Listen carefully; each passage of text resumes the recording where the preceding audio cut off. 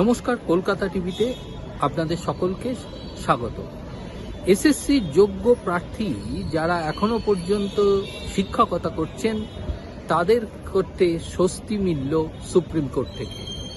আপাতত 31শে আগস্ট পর্যন্ত নয়, মামলার শুনানি শেষ না হওয়া পর্যন্ত তাদের চাকরি বহাল থাকছে, এমনটাই নির্দেশ সুপ্রিম কোর্টের প্রধান বিচারপতি সূর্যকান্ত, বিচারপতি জয়মাল্য বাগচি এবং বিচারপতি ডি মোহনার বেঞ্চে।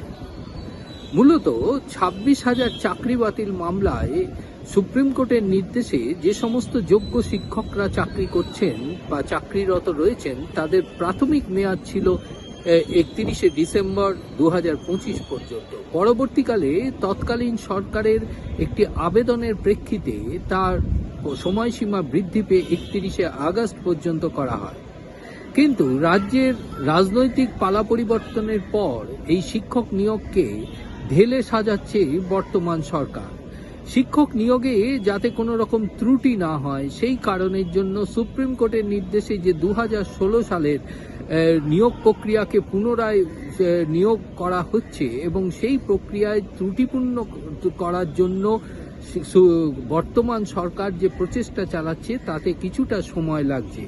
এই কারণের জন্য যোগ্য শিক্ষক যারা কাজ করছেন তাদের চাকরি যাতে 31শে আগস্ট থেকে মেয়াদ বৃদ্ধি করা হয় তাই নিয়ে একটি আবেদন জমা করেছিলেন সুপ্রিম কোর্টে রাজ্য সরকারের পক্ষের আইনজীবী। তার ওই অন্তর্বর্তীকালীন আবেদনের শুনানির জন্য নির্ধারিত ছিল সুপ্রিম কোর্টের একটি বেঞ্চ।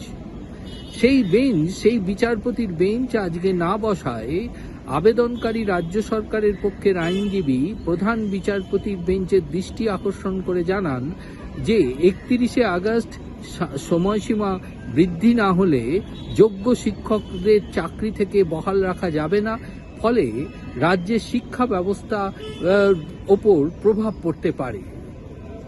এই বিষয়টি ছাত্রছাত্রীদের পঠন পাঠনে যাতে কোনো অসুবিধার সৃষ্টি না হয় এবং যাতে শিক্ষা ব্যবস্থার উপর কোনো প্রভাব না পড়ে সেই দিকে লক্ষ্য রেখেই সুপ্রিম কোর্টের প্রধান বিচারপতি সূর্যকান্ত, বিচারপতি জয়মাল্য বাগচি এবং বিচারপতি ডি মোহনার বেঞ্চ জানিয়ে দিলেন নির্ধারিত বেঞ্চে মামলার শুনানি না হওয়া পর্যন্ত এই যোগ্য শিক্ষকদের চাকরি অর্থাৎ 26,000 চাকরি বাতিল মামলায় যে সমস্ত যোগ্য শিক্ষকরা সুপ্রিম কোর্টের নির্দেশে চাকরিরত রয়েছেন তাদের চাকরি বহাল থাকবে। ওই বেঞ্চের মামলার শুনানির পর নিষ্পত্তির পরই তার এই চাকরিরত যোগ্য শিক্ষকদের ভবিষ্যৎ নির্ধারিত হবে।